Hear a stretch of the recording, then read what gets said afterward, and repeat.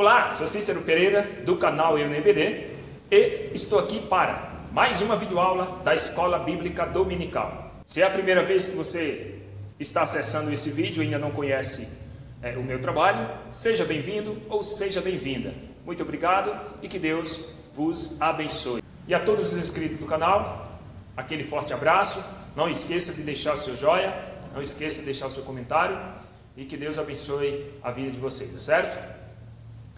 Aqui no canal EUNBD, toda sexta-feira você tem um vídeo novo às 11 horas da manhã. E você que usa os slides, você que faz o uso aí na sua igreja desses slides, você pode deixar o seu e-mail, se você ainda não deixou, ou me enviar um e-mail para pastorcicero2015@gmail.com. Se você ainda não deixou o seu e-mail, deixa aí na descrição do vídeo ou me manda um e-mail, tá certo? Qual a vantagem de você deixar o seu e-mail? É que eu faço os slides em dois tamanhos diferentes. Na descrição do vídeo eu só deixo em um tamanho, que é 16:9, que se enquadra perfeitamente na TV de LED. E o 4:3 para o Data Show. Então você me deixando e enviando um e-mail, eu já mando para você aí assim que ficar pronto. Até porque os slides ficam pronto antes do vídeo do comentário, tá certo? Tá vendo esse cenário aqui maravilhoso? Isso aqui é o cenário da minha igreja, onde eu congrego aqui, tá? Essa igreja abençoada aqui, na pessoa do pastor Oséias Menezes, que é o nosso pastor responsável. Bom, então, já quero... Ô, rapaz! Vem cá, vem cá. E aquele likezão? Não se esqueça, meu irmão. Tem me ajudado bastante, tu não sabe quanto esse like tem ajudado o canal a crescer. Toda semana aí o canal toda semana novas pessoas estão se inscrevendo no canal. Muito obrigado, Deus abençoe a vida de vocês, tá certo? Então vamos para mais uma aula sem perca de tempo. Solte a vinheta aí, meu amado, você, rapaz!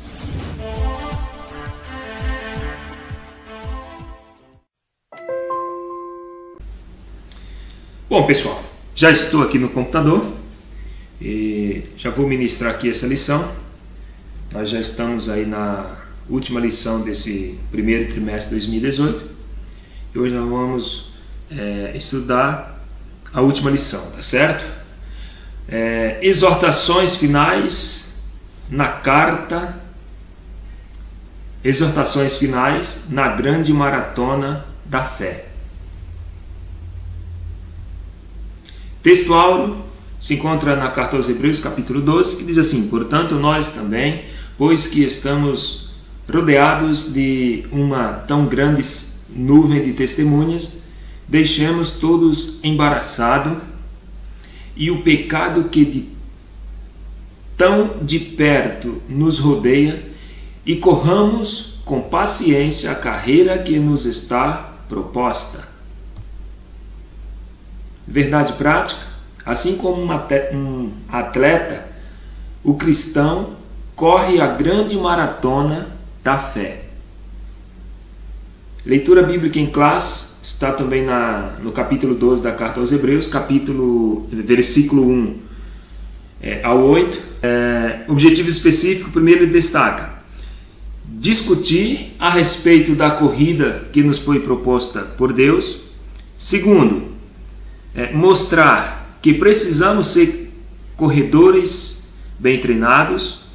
E terceiro objetivo, saber que estamos na reta final da nossa corrida da fé. Introdução. Na introdução diz assim: os dois capítulos finais da carta aos Hebreus constituem-se como um dos mais fortes apelos. A exortação que começa no capítulo 12 é que dá uma corra a maratona da fé que está proposta. A palavra grega agon, traduzida como carreira, tem o sentido de luta, conflito, esforço e corrida. No capítulo 11, o autor havia falado das promessas de Deus como alvo a ser alcançado. Agora ele coloca o cristão dentro da maratona da fé, correndo rumo à meta. Bom, então o autor aqui ele está passando, ensinando para nós o seguinte, que nessa corrida da fé, na nossa corrida, né? Nessa jornada que nós estamos aí, nessa maratona da fé cristã, ela exige de nós luta, temos que lutar. Sem luta nós não chegamos a lugar nenhum, né? Temos que lutar. Não existe cristianismo sem luta, sem conflitos, certo? Esforço, nós devemos nos esforçar para chegar ao final dessa corrida. Nós estamos numa maratona, nós estamos indo de encontro ao pódio. Só que nessa maratona, nessa corrida, tem obstáculo pela frente. Então é isso que o autor está querendo passar nos seus ensinos para a Igreja de Cristo. A Igreja de Cristo, ela luta, ela passa por dificuldades, por conflitos, mas ela tem que se esforçar e tem que continuar essa maratona, tem que continuar essa corrida, senão nós não chegamos ao objetivo final. Como toda corrida, é preciso fazer os preparativos necessários. Toda corrida, especialmente a maratona, demanda algum tipo de esforço e sofrimento. Então, quem é maratonista, ele se prepara ao decorrer do ano ou de alguns meses, para quando chegar o dia da maratona, ele está preparado. Tem que haver um preparativo antes, tem que haver uma preparação antes. Então, toda corrida, principalmente a maratona, ela exige força e sofrimento. Não dá para servir ao reino de Deus sem esforço e sem lutas e sofrimentos. Nada disso deve servir de desmotivação, já que estamos numa pista onde outros bem antes de nós também já trilharam. Então precisamos de fé para correr a grande maratona que nos está proposta. Então o sofrimento, as lutas, a adversidade, isso não deve servir para nós de desmotivação, de desânimo, de esfriamento espiritual. Nós temos que continuar, temos que nos lembrarmos que exemplo dos antigos, embora o autor fale sobre o futuro, ele faz com um olhar no passado. A grande nuvem de testemunhas. Olha só, Hebreus 12:1. Portanto, nós também, pois que estamos rodeados de uma tão grande nuvem de testemunhas, deixemos todo o embaraço e o pecado que tão de perto nos rodeia e corramos com paciência a carreira que nos está proposta. Então, olha só que interessante. O que nós devemos aprender com este versículo, com este capítulo aqui específico? Embora o autor aqui ele esteja falando do futuro, mas também ele faz uma menção do passado. Ele faz com que nós devemos o quê? Lembrar, porque nós estamos cercados de testemunhas, de uma tão grande nuvem de testemunhas. Então o que ele diz? Nós devemos o quê? Deixar todo o embaraço, todo o pecado, deixar de lado tudo aquilo que nos atrapalha, tudo aquilo que de perto nos rodeia para nos atrapalhar. Porque qual a corrida, qual maratonista que está correndo que não tem os seus adversários do seu lado, aqueles que estão mais próximos, outros que vão se aproximar? Mas nós devemos o quê? Prosseguir com paciência, com persistência, com perseverança nesta corrida, porque esta corrida ela exige esforço, exige perseverança, tá certo? Nós estamos cercados de uma nuvem de testemunha. Então, a carreira que nos foi proposta, ela precisa, ou ela exige de nós paciência e perseverança para chegar ao final. Aqueles homens e mulheres de Deus do mundo antigo também entraram na corrida. Suas vidas e exemplos devem servir de motivação a todo que se propõe a entrar na corrida. Então, olha só que interessante. O autor ele faz menção ao seguinte, que os homens e mulheres de Deus, de antigamente, do passado, eles também trilharam nesta corrida, eles também entraram nesta corrida.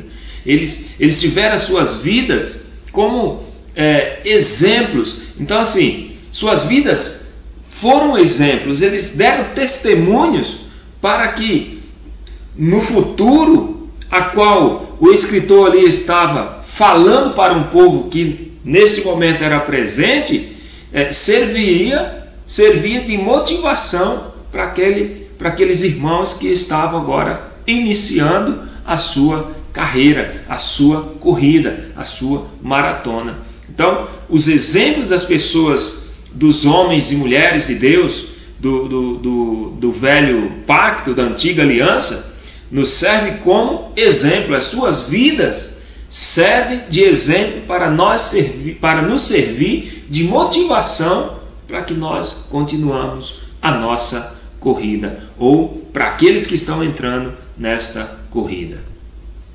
Subtópico 2, o exemplo de Jesus. O autor faz um apelo para que os crentes olhem para Jesus, o autor e consumador da fé. Não tinha ninguém melhor, claro, para que o autor fizesse aí uma comparação, ou para que o autor desse, né, esse respaldo que nós devemos olhar para quem? Para o nosso mestre. Por quê? Porque Jesus ele suportou todo o sofrimento, a dor, a cruz que ele carregou, né? Ele foi desprezado, ele foi afrontado, mas no final ele assentou-se à destra de Deus. Ele assentou-se no trono aonde era devido, aonde ele era devido. Por direito ele conquistou, porque Jesus é o nosso maior exemplo. Ele percorreu, ele trilhou essa maratona, essa pista, com fé, com esforço, com sofrimento, mas ele foi até o fim. É isso que nós devemos seguir. É para ele que nós devemos olhar. Olha só, olhando para Jesus, o autor e consumador da fé, o qual pelo gozo que lhe estava proposto, suportou a cruz, desprezando a afronta, e assentou-se à destra do trono de Deus. Hebreus 12, 2. Então, nós devemos olhar para Cristo, porque Ele é o autor da nossa fé. Ele venceu tudo. Ele venceu o mundo para nos dar o direito de ter acesso ao santuário de Deus, à presença de Deus.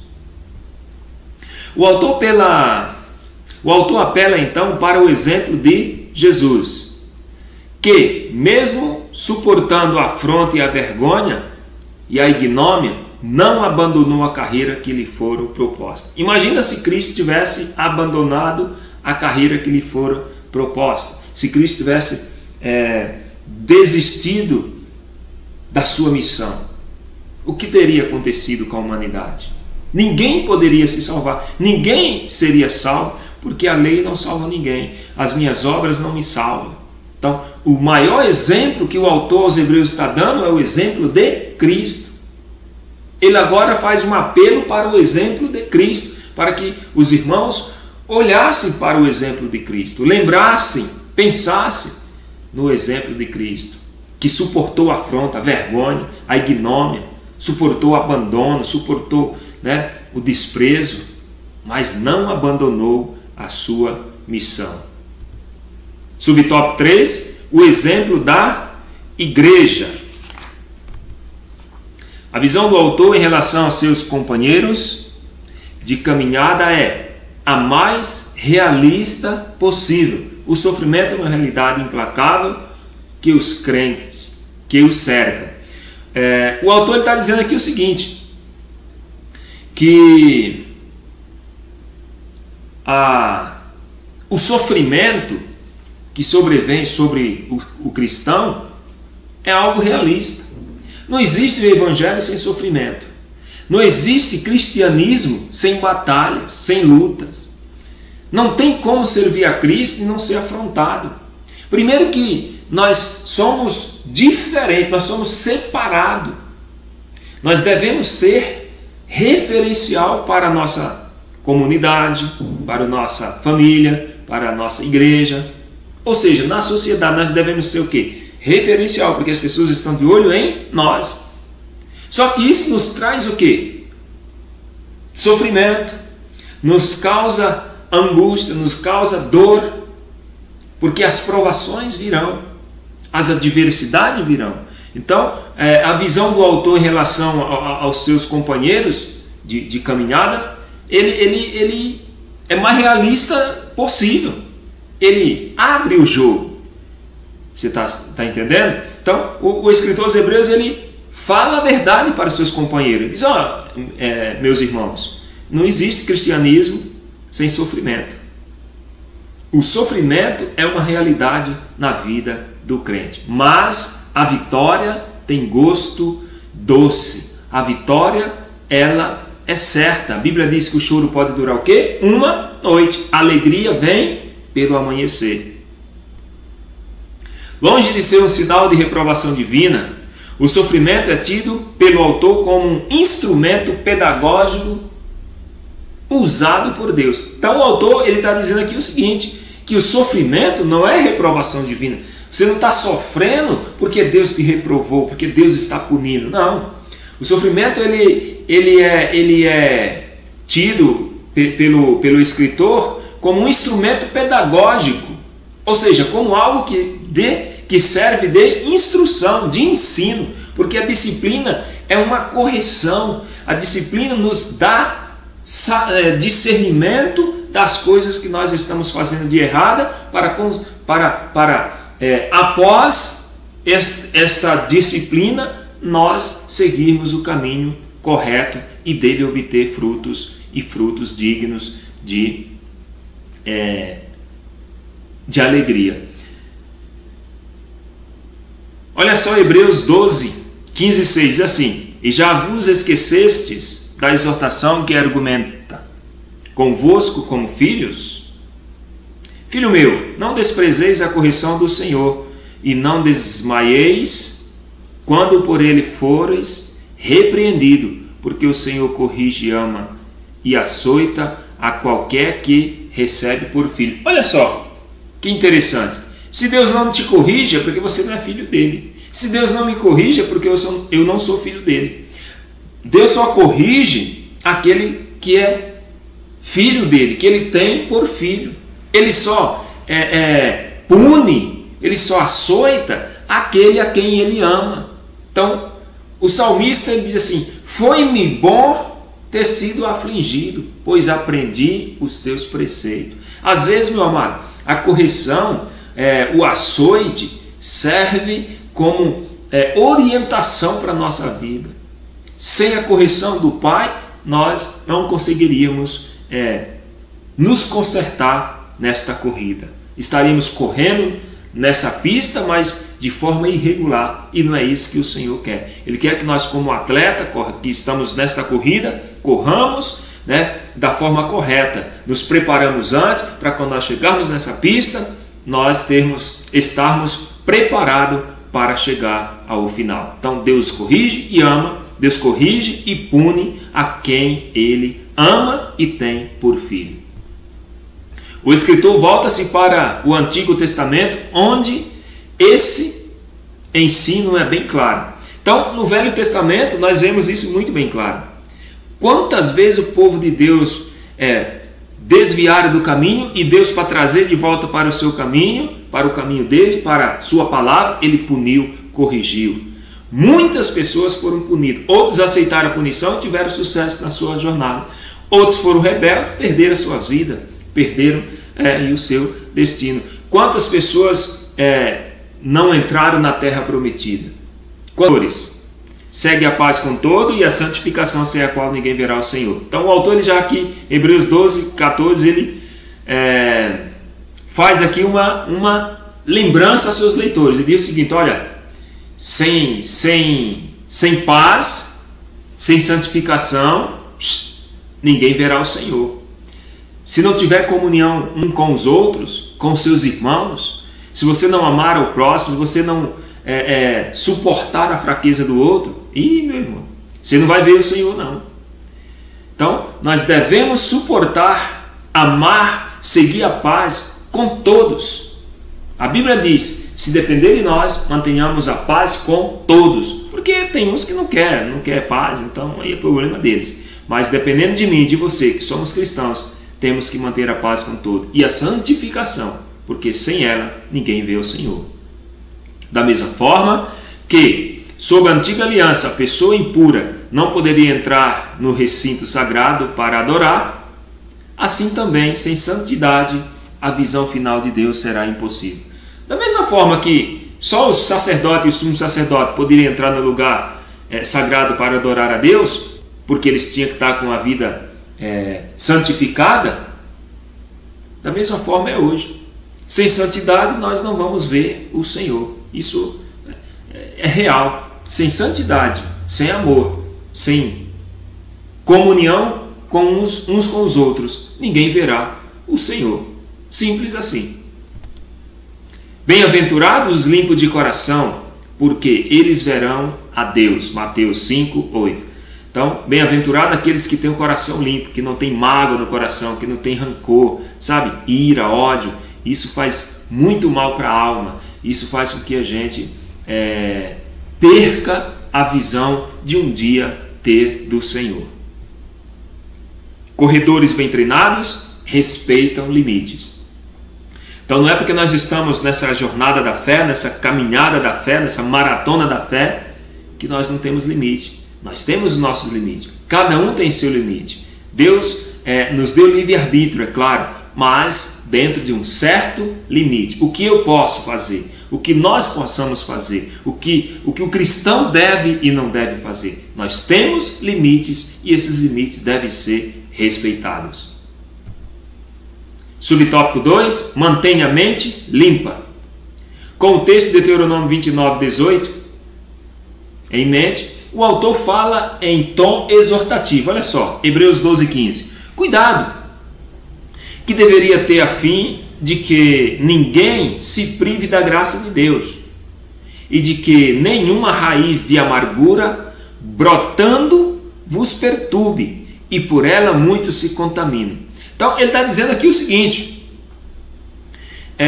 que nós devemos o quê? Ter cuidado para nós não privar a graça de Deus.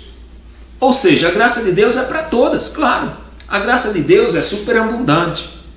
A graça de Deus não é algo que é restrito, algo privado. Não, a graça de Deus, por intermédio de Jesus, é disponível para todo mundo. Mas nós devemos o quê? Tirar toda a amargura. Não permitir que a amargura seja impregnada no nosso coração. Não devemos nos perturbar, como disse o Senhor Jesus, no nosso coração. Nós temos que crer em Deus. Porque, infelizmente, muito tem se contaminado por causa da amargura, da raiva, da ira, do ódio. E o escritor está dizendo para os seus irmãos o seguinte, que nós não devemos de forma alguma permitir que essas coisas, que toda raiz de amargura venha brotar em nosso coração e que venha nos perturbar e que infelizmente muitos por essa razão têm se contaminado. Mas espero que não seja o teu caso. A única forma de se manter livre desse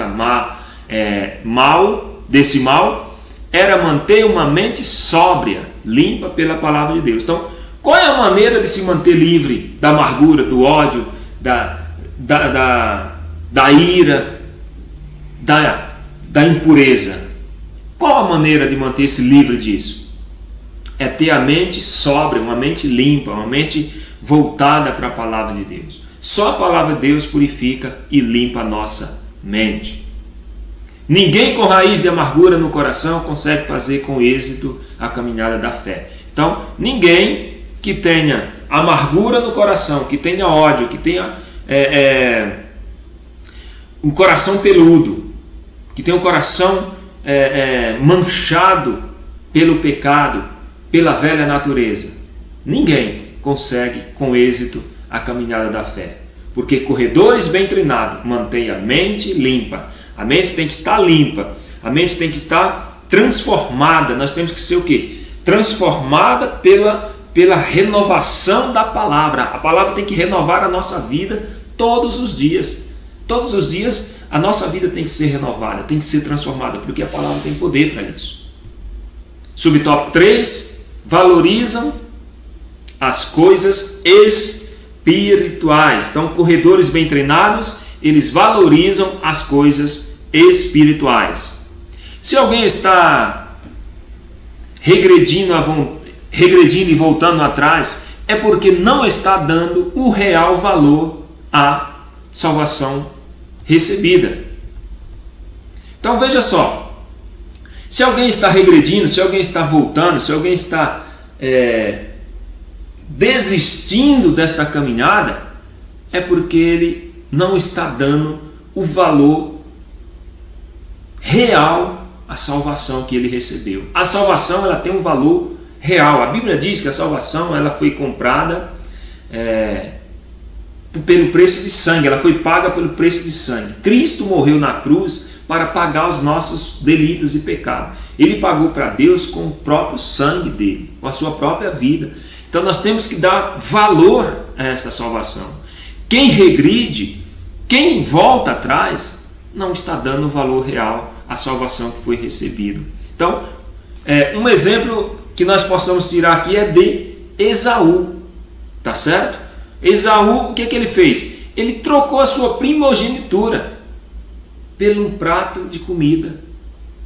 Olha só Hebreus 12,16. E ninguém seja fornicador ou profano como Esaú, que por um manjar vendeu seu direito de primogenitura. Então, Esaú, ele vendeu o seu direito de primogenitura por apenas um prato de manjar, um prato de lentilha. Não deu valor nenhum às coisas espirituais. As coisas espirituais têm o seu valor e ela deve ser valorizada. Assim como as coisas terrenas têm o seu valor.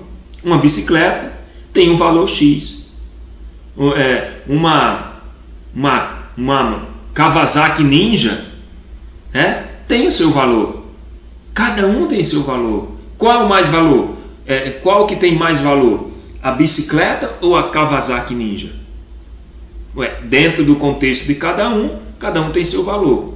Claro que a Kawasaki tem um valor mais elevado. Assim é as coisas espirituais. As coisas materiais têm o seu valor. Claro que tem. As coisas terrenas, as necessidades fisiológicas, humanamente falando, as coisas terrenas têm seu valor. Tudo tem seu valor. Os desejos, as vontades humanas, cada um tem seu valor. Mas as coisas espirituais também têm o seu valor e deve ser valorizada. São mais importantes, porque é para lá que nós vamos, é para o céu que nós vamos. E se nós vivermos uma vida aqui focado mais nessa terra, nós estamos desvalorizando as coisas espirituais. A indiferença religiosa conduz à apostasia espiritual e muitas vezes fica tarde para se arrepender. Corredores bem treinados valorizam as coisas espirituais. Então a indiferença religiosa ela conduz à apostasia espiritual. E às vezes a pessoa não tem mais tempo para se arrepender. Começa com, isso não tem nada a ver. Não, isso aí é coisa, sabe? Isso é muita religiosidade. Não precisa de tudo isso. Para que tanta coisa? Para que tanto mimimi, mememé? Sabe? Desvalorizando as coisas espirituais. Claro, você não tem que exagerar. O que é espiritual é espiritual. O que é material é material. Jesus, ele sempre soube diferenciar o que é espiritual do que é físico, material. Então, as coisas espirituais devem ser valorizadas. Tem o seu valor. Tá certo? Então, esse negócio de não tem nada a ver, sabe? Isso é muita religiosidade. Cuidado. Devemos tomar cuidado, porque a indiferença religiosa ela conduz à apostasia espiritual. E um apóstata, ele não volta mais para o caminho, para a pista da maratona. Tópico 3, corrida final, exortações finais. Subtópico 1, valorizar a liderança. Você sabia que as exortações e advertências que mais se repete nesse capítulo é feita em relação ao respeito devido aos líderes da comunidade cristã? Você sabia? Olha só, a expressão grega no texto de Hebreus para o exercício da liderança é traduzida como chefe, pastor e líder. Lembrai-vos dos vossos pastores que vos falaram a palavra de Deus, a fé dos quais imitai, atentando para a sua maneira de viver. Hebreus 13, 7. Então, olha só, os líderes, os nossos líderes, os pastores, os chefes, eles têm o seu devido respeito e devemos respeitá-los seriamente. Porque quem não respeita sua liderança, irmão, a Bíblia diz que nós devemos respeitar as nossas lideranças, seja ela boa, seja ela má. Tem um monte de gente que não tem respeito pelos seus líderes, sabe? Trata de qualquer jeito. Se é pastor, chama de mano, sabe? Não tem respeito, não dá o devido respeito para com quem deve. Cuidado. Aqui há uma exortação. Ele diz: lembrai os vossos pastores que falaram a palavra de Deus, a fé dos quais imitais. Então nós como pastores devemos professar uma fé, nós devemos ter um testemunho que a qual os nossos liderados, ou não só os nossos liderados, mas que as pessoas olhem para nós e falem assim: eu vou imitar este homem de Deus, eu vou imitar a fé dele, porque a fé dele no Senhor Jesus é coisa de se admirar. Tá certo? Então, cada líder deve cada líder tem o seu respeito, e cada líder deve ser respeitado. Obedecei os vossos pastores e sujeitai-vos a eles, porque velam por vossas almas como aqueles que hão de dar conta delas, para que o faça com alegria e não gemendo, porque isso não vos seria útil. Hebreus 3,17. Então nós devemos obedecer os nossos pastores, porque eles irão prestar conta das almas das suas ovelhas, tá certo? E saudai a todos os chefes e a todos os santos. Os da Itália vos saúdam. Então, se é seu líder, não é pastor, mas é líder, tem que ser respeitado como tal. Se você tem um líder, seja na igreja, seja no seu serviço, seja onde for, se você tem líder, tem chefe, você tem que respeitá-lo. Os líderes não são intocáveis, nem tampouco perfeitos, mas deve ser honrado pelo trabalho que realiza. É claro que aqui é bom salientarmos que tem líder que se aproveita, acha que é o bambambam, que é o intocável. Não toca, ainda cita um texto fora de contexto: não toca no meu ungido, nos meus ungidos, nem maltrata os meus profetas. Precisa valorizar a doutrina. Desde os primórdios a igreja foi tentada a se desviar da verdade. Não vos deixeis levar em redor por doutrinas várias e estranhas, porque bom é que o coração se fortifique com graça e não com alimento que de nada aproveitaram aos que a eles se entregaram. Hebreus 13, 9. Então nós devemos entender o seguinte, que a igreja ela sempre foi perseguida. A igreja ela sempre foi tentada a desviar da verdade. Quando eu falo igreja aqui, não estou falando de templo, estou falando de pessoas. Então, os cristãos sempre foram tentados a desviar da verdade, com filosofias humanas, com a teologia da prosperidade, ou seja, com diversas doutrinas estranhas, ou como a Bíblia diz, doutrinas de demônios. Mas nós devemos ter um coração o quê? Limpo, um coração fortificado na graça do Senhor Jesus. Nós devemos nos alimentar de alimentos bons, não com alimentos que vai danificar a nossa fé, a nossa confiança, que para nada se aproveita. Nosso alimento espiritual tem que ser um alimento sadio, tem que ser um alimento que venha da palavra de Deus, não de doutrinas de homem, de usos e costumes, de não sei o que, misericórdia, só o sangue do Cordeiro. Então, lembre-se que a Bíblia nos orienta que nós, como Igreja de Cristo, sempre somos tentados a desviar da verdade. N motivo aparece na nossa frente para que nós venhamos desviar da verdade. Mas tão somente olhemos para o alvo, que é Jesus Cristo. O certo é que o autor exorta os crentes a afirmarem-se na palavra de Deus, para serem, ou melhor, para se manterem e não se enredarem para aquilo que era de natureza meramente material, ritual e externo. Então, o escritor aos Hebreus, o autor aos Hebreus, ele exorta os cristãos o seguinte, que é para eles permanecerem firme, mas firme em quem? Ou em que? Firme na palavra de Deus. Para se manterem alicerçados, para se manterem naquilo que é sólido, na palavra de Deus. Porque senão, nós somos presa fácil. Porque as coisas material, as coisas meramente material, elas são passageiras. O autor havia falado a exaustão nos capítulos anteriores sobre o sistema de sacrifício levítico.